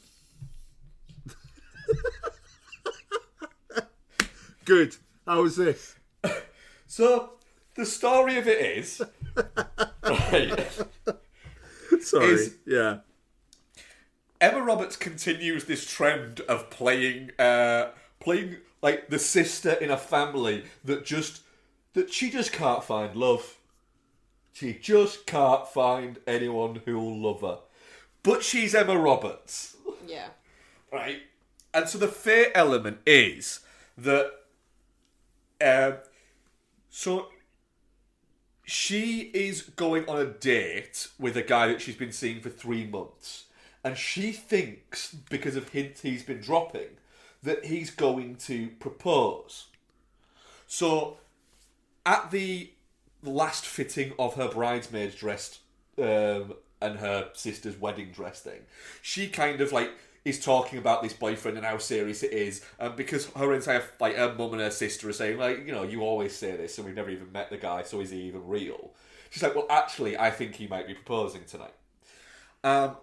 On the other side of that, you've got Thomas Mann's character, and he is going to propose to his girlfriend that night. Yeah. So they end up at the same restaurant, and the way that the film's shot to start off with is you think that they're the couple because it's intercut with him talking about this and her talking about this, and they're not. And then it turns out that the guy that she thinks is going to propose to her isn't at all. He's actually breaking up with her. And Thomas Mann proposes to his girlfriend. And so you would think that, she says no, and then they get together because same restaurant, same night. No, she says yes. But can they redo the proposal tomorrow night on New Year's Eve? Because she's got an influencer party, because that's what she is, an influencer. And it'll look really good if it's live streamed. So he's like, okay, and then she storms out. And he's like, I don't know what's going on here. But they bump into each other, and again, you think this is the flirt moment. It's not. They bump into each other, Emma Roberts and Thomas Mann, outside, because Thomas Mann's girlfriend steals Emma Roberts' Uber. Right. Right? It's not the fate bit. The fate bit is the next day, he gets hammered with his friends, and then gets in an Uber. A lot of Uber placement in this, actually. Yeah. And asks to go, to take him back to his house. But it turns out the development that he lives on, there is another development the other side of town that has basically the same name. And he gets there, gets out drunk, gets his spare key from underneath the plant pot, goes in, has a shower, goes to bed to kind of sleep it off a little bit. But what would you have it? It's her house. But his key works. No, because he keeps his key underneath the plant pot as well. And then they end up going to his sister's her sister's wedding because he's just a nice guy. And what would you have it? They kind of fall in love. Yeah. Yeah. And it's not that great, but it's kind of fun at points. But it's not good. Like, it's not very good. But it is kind of fun spending time with Emma Roberts. So that's About Fate. Watch Vertical Limit. Nice. Good. Yeah. Vertical Limit's a good film. It's a good film. And it goes fucking hard as well. Like, there's a bit where two people have just, like, have got away with handling this fucking nitroglycerine that they're handling. And they're like, oh, fucking hell, no, boom, they explode. Oh, wow. Yeah. So, it goes hard. I like Vertical Limit. It's bonkers. I like the fact that it's, like, you know, a lot of the time, and we say it on here a lot of the time, you can tell things are shot in a car park. Yeah. There's bits in this movie that you're watching going, that's quite obviously not on a mountainside, but I kind of like the vibe of the fact that it's quite obviously not on a mountainside. Yeah. And it almost, to the point of where it almost feels intentional that that Martin Campbell's gone, look, you know this isn't the edge of a fucking mountainside. So here you go. You know, this is Chris O'Donnell doing this. It's not Stallone. It's not Cliffhanger. Here you go. But yeah, Vertical Limit, it goes in hard on that movie. Liked it. I'm going to do the two Christmas ones I watched. So I've been going low-level Christmas movies to start off with, kicking into December. Yeah. Because the decorations weren't up, and I was watching them in the back of my car on my lunch hour. So I watched Surviving Christmas, which I thought I had seen, and I hadn't seen. Okay. Have you seen Surviving Christmas, Ian? No, this is the Ben Affleck, James Gandolfini. It is Ben Affleck, James Gandolfini. So what happens is, to give a brief idea of the story of this, Ben Affleck plays an incredibly successful advertising executive called Drew. And he doesn't really get on with Christmas. Doesn't really do Christmas. So he wants to take... What did it do to him? Well, you find out. And it's not even that bad. So he wants to go to Fiji for Christmas with his girlfriend. But she's like, no, I want to spend Christmas with my family. And you should spend it with my family if you cared about me. And he's like, but no, let's go to Fiji. Right? Instead. And she's like, no, I'm not going to fucking Fiji. So he has a bit of a breakdown.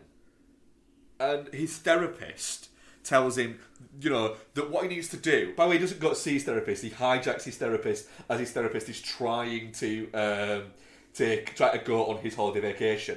And you find out it ain't even his therapist. It's her therapist, his girlfriend's therapist. And basically says to him, I don't know, go back to your childhood home that ruined Christmas and think about all your grievances you have at Christmas, write them down, and then burn them in the fireplace. and then you'll be killed. So he basically just bullshits him. So he does this and goes to his childhood home, and James Gandolfini and Catherine O'Hara live there. Yeah. And he basically strikes up a deal with them to rent them as a family for Christmas for $250,000. Okay. So he will live there as their son, and they have to indulge in his Christmas wants for just, I think it's like 5 days over Christmas. And they have to basically just go along with it. Like, James Gandolfini's character has to wear a Christmas hat, because these are all the family traditions he had as a kid. And then, like, halfway through this, Christina Applegate, who is the older kid who doesn't live there anymore, comes home for Christmas and is like, who the fuck is this guy? What is going on? And they keep going, look, he's paying us $250,000 to go along with it, so will you please just go along with it? So she then has to go along with it as well. But then, obviously, they start kind of falling for each other. But then you find out that, like, she basically says, look, what is this whole thing? Why are your family that terrible that you have to spend it with us? And you find out that all these things, these Christmas traditions that you're having, just never existed in the first place. That he was just basically making them up because his Christmases were just just non-events. That he grew up in a single parent family, and his mum just had to work every Christmas day because it paid double and she could get double shifts. And so his Christmases were spent on his own, and then at the cafe that his mum worked at. Yeah. And so he's like, we just didn't have Christmas because we couldn't afford it. But it's just a bit bonkers. I don't really get it. Like, Affleck is just like fully in hard with it, as having like a full like breakdown. So yeah, it's not a strong recommend. I also watched Four Christmases, which is the Vince Vaughn and Reese Witherspoon one. Reese Witherspoon, yeah. Where, right, now make sense of this, right? They're a couple. I don't want to. They don't really get on with Christmas. They don't see the point. They both come from broken homes. So Christmas to them is just like, well, no, because we've kind of got to choose which one you want to spend it with. Or then if we choose one, we have to spend it with the other. So Christmas would just be too much chaos. So they always make up that they're doing other things on Christmas. And this Christmas, they're going to fly to Fiji. Right. What is it about Fiji and Christmas with these people? I don't know. It's warm and it's only 2 syllables. Yeah. So they're going to go to Fiji, but what have it? They can't go to Fiji because all the flights are cancelled because of bad weather. So they're thinking, oh fuck shit, we can go on the cancellation list, we can go the next day. No, because what happens is they get caught on camera by a film crew, live by a news crew, as going to Fiji, and all their families see this news thing, and they have to go and spend Christmas at each of their families' houses, and it just hilarity ensues. It doesn't actually hilarity. Yeah. No hilarity ensues whatsoever at all. It's actually. But you paid for hilarity. It's quite dumb. Where's the hilarity? You can ask me your money back. I should. Yeah. And then John Voight turns up, and you go, "Ah, here comes this prick." Yeah, it's not very good. It's not very good. Do you know what is good? What is really fucking good? Go on. Margin Call. Yeah. Yeah. Yeah. Margin Call is fucking brilliant. It's just... It's not even 2 hours, it's an hour and 40 minutes of people talking to each other in different locations. There's no set pieces. There's no like huge big scenes in it. It is just all set over a 24-hour period, loosely based around essentially the crash and the Lehman Brothers causing the crash. Yeah. Well, no, kickstarting the crash. And it's loosely based around that, but it is just a really well-written, well-shot film about people talking to each other. And JC Chandor directs the ever-living fuck about. I am going to watch A Most Violent Year because I didn't get on with that film, and I am now 100% sure I am fucking wrong about it. So I need to rewatch it again because this Margin Call might be like the great underrated film of last decade. Yeah. Nice. Fucking brilliant. I know we're not allowed to talk about him, but Kevin Spacey is fucking great in it. Zachary Quinto just playing normal is really fucking good. Paul Bettany again proving.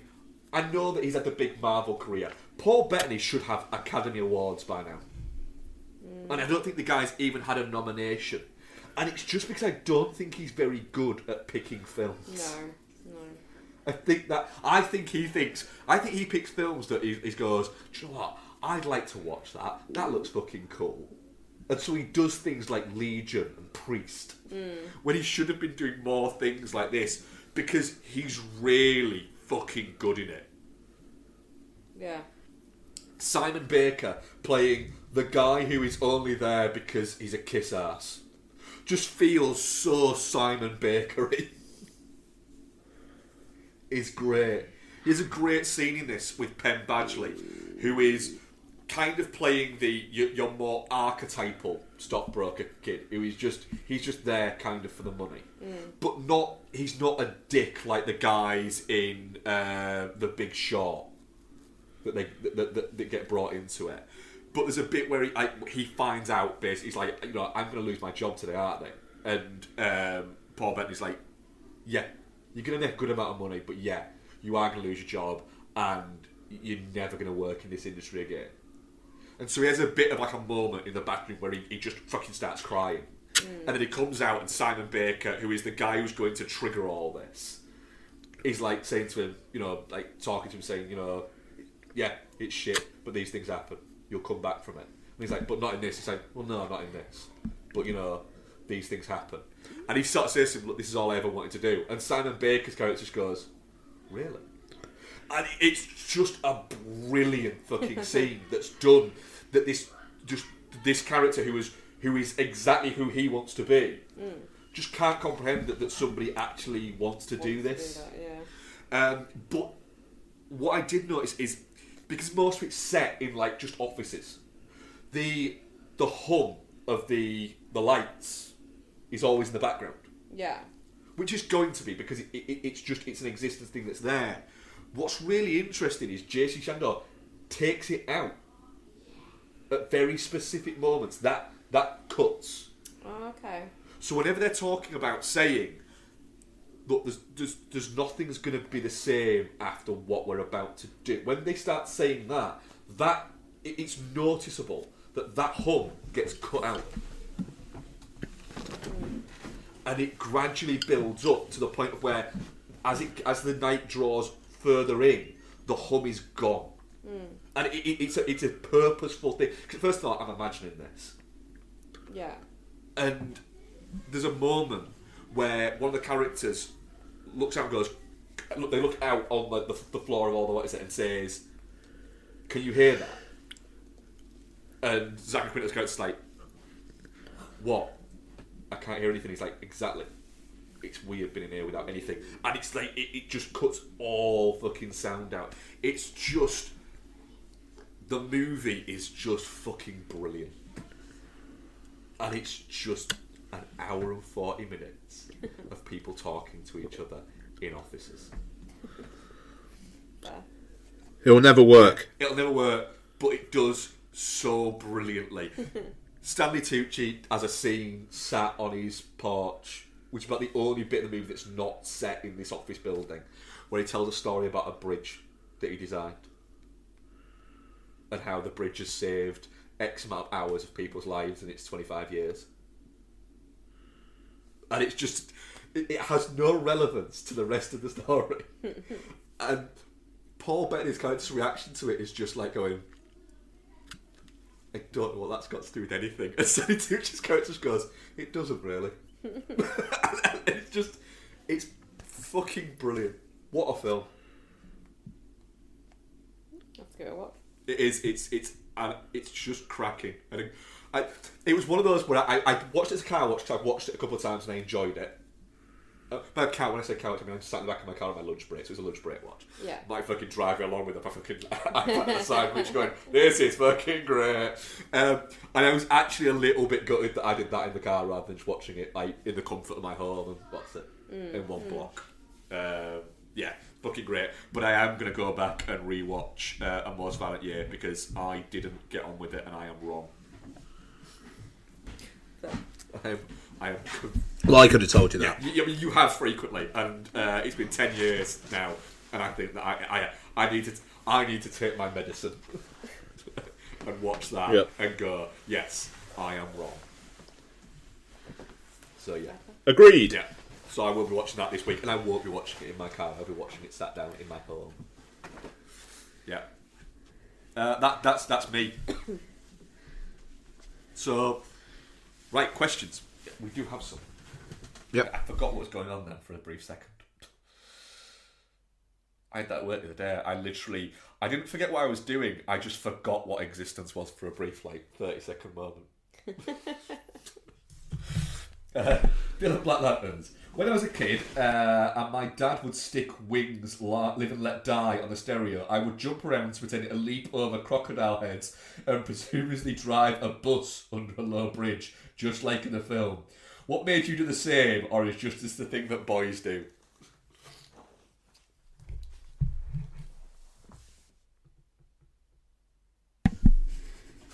That's a new one on me.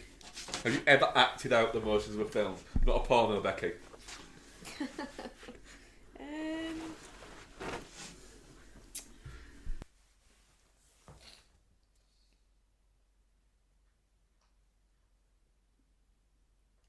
I mean, think there's a yes coming here, isn't there? we used to have, so when my parents moved into their now old house, there was a carpet down that was like a carpet, and it had like flowers on it, but in like a pattern, so like in rows. Yeah.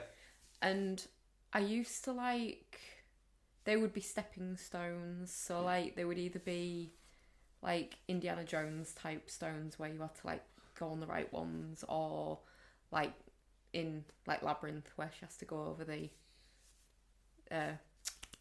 Bog of Eternal Stench, stuff like that. So I did do like stepping stone related shit on this very patterned carpet. I once I once went to a wedding when I was a child with my family. Yeah. And I was quite obsessed with the movie Commando. And the movies in general of Arnold Schwarzenegger at the time. Fair. I was about 7. So I probably shouldn't be watching Commando. No.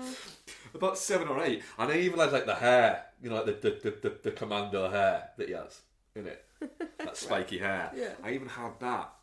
And I vividly remember a woman who I don't know, and she was like somebody at the wedding who we didn't know there, came over and like was talking to my mum and turned around and said to my sister,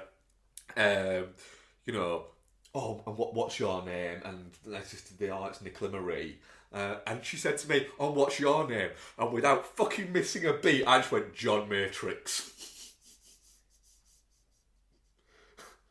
Oh, That's pretty good. Well done. But this was a theme, apparently. Apparently.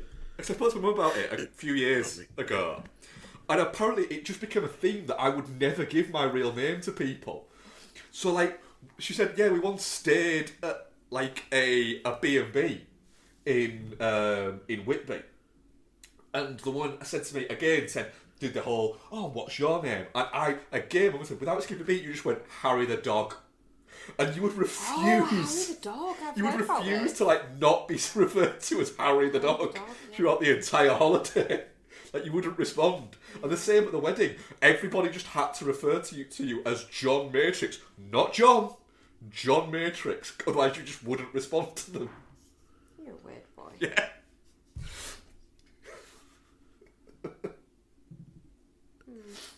Yep. So I used to walk around with one of my stepbrother's like toy guns, and say Uzi 9mm in an Arnold Schwarzenegger voice. Fair play. Fair play. Right. What else have we got? Rick Kidd. What are your top 3 Ridley Scott films not called Blade Runner or Alien? That's not fair. I mean, it's an interesting exercise, though, isn't it? Yep. Like that. Like that. Gladiator, Thelma and Louise.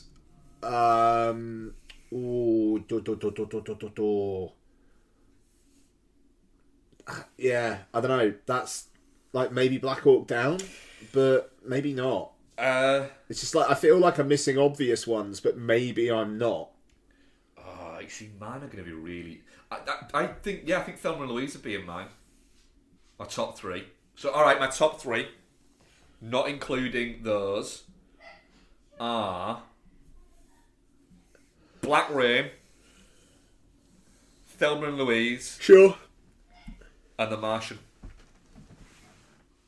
Oh, fuck. No, yeah, The Martian. Take Black Hawk Down out, put The Martian in. Yeah, Actually, good job. with the exception of Alien and Blade Runner, I would say The Martian would be, I think, is his best. Is my best film apart from those. Yeah, probably Martian, Black Rain, and Legend. Good shout. Yeah. Yeah, so that was it. What are we covering next week here? Wonka. He's cheeky little lad. He's going to make some chocolate. I'm just looking forward to it. Also, film I'm looking forward to us discussing, Todd Haynes' new one, May, December. I'm looking forward to that.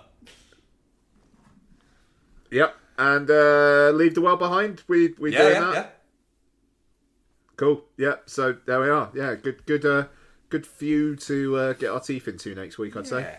Right. Well, all I need to say is, if I can say it, is thank you very much, Rebecca. Thanks, Mark. Thank you very much, Ian. Thank you, Markle. And thank you very much, listeners. Bye-bye. Bye. Oh, I enjoyed that. Good. I'm out of sorts, and I'm fucking tired. What a day. Right. Enjoy food. Bye.